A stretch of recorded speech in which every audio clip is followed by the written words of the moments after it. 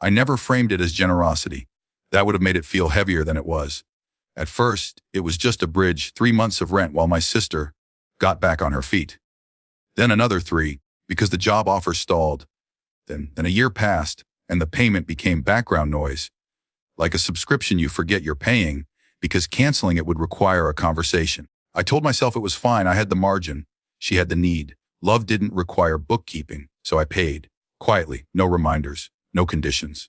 When our parents asked how she was managing, I said, "She's figuring it out."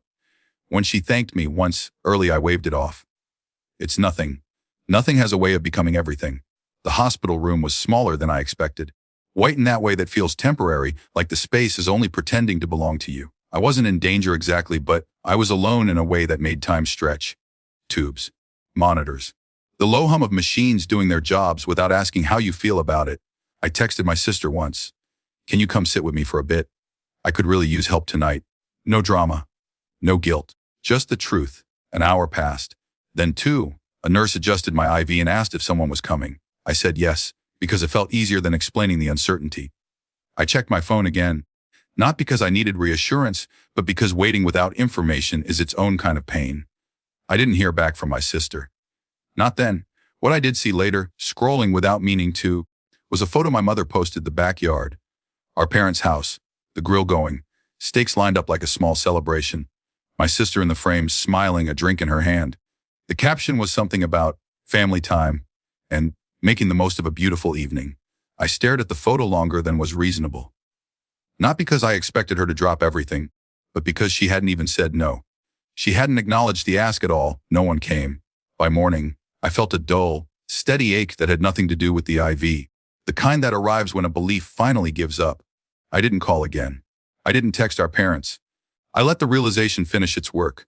When I was discharged, I went home alone. The apartment felt different, too quiet, but also strangely orderly.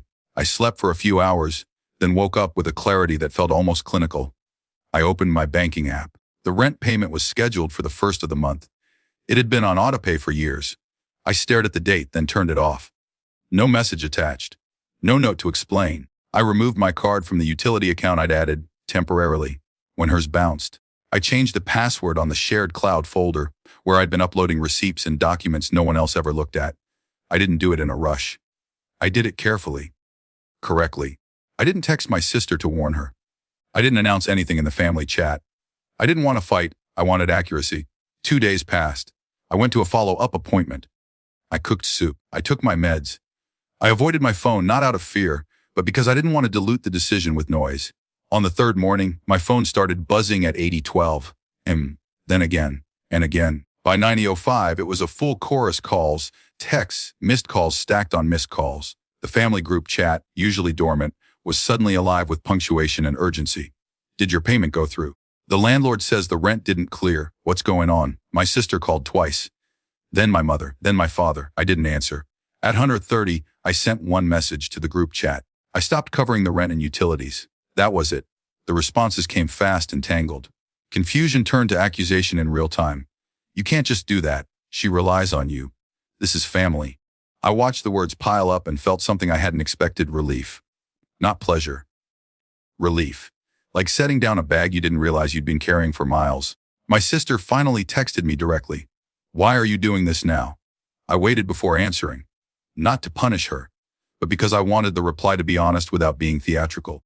"I asked for help when I was in the hospital," I wrote. "You didn't respond." 3 dots appeared. Disappeared. Appeared again. "I was busy," she said. "It wasn't a big emergency." That sentence did it, not because it was cruel, but because it was clean. It confirmed what I'd been circling for years. My help had been categorized as optional labor, my need as inconvenience. I didn't argue. "I won't be managing your expenses anymore," I wrote. "You'll need to make arrangements." Our parents tried next. Calls layered with concern that felt new only because the consequences were. They said I was being harsh, that I should have talked to them first. That my sister was stressed enough without this. I answered once. "I needed you when I asked." I wrote, "I'm focusing on my recovery now." After that, I stopped responding. The weeks that followed were messy for them. Notices, late fees, awkward conversations with the landlord, a scramble to borrow money that felt different when it wasn't coming quietly from me. For me, the mess was internal. I grieved the version of myself who believed love could be one-sided forever without cost. I grieved the family I thought I was supporting, only to realize I'd been insulating them from responsibility. I didn't feel triumphant. I felt sad and steadier than I had in years. Eventually, my sister apologized, not cleanly, not completely. She said she hadn't realized how much I'd been doing, that she assumed I'd always handle things, that she didn't think I really needed her that night. I did, I said, and I let the silence sit after it. We talk now, carefully. The rent is her problem. The utilities are her name. Our relationship is smaller, more honest, less convenient. I don't know if I'll ever help like that again. I know I won't do it invisibly. Shutting everything down wasn't revenge. It was alignment between what I gave and what I received, between what I believed and what I finally accepted. 2 days after the hospital, my phone exploded. What stayed with me was the quiet that came after, and the understanding that care without reciprocity doesn't make you kind. It makes you alone.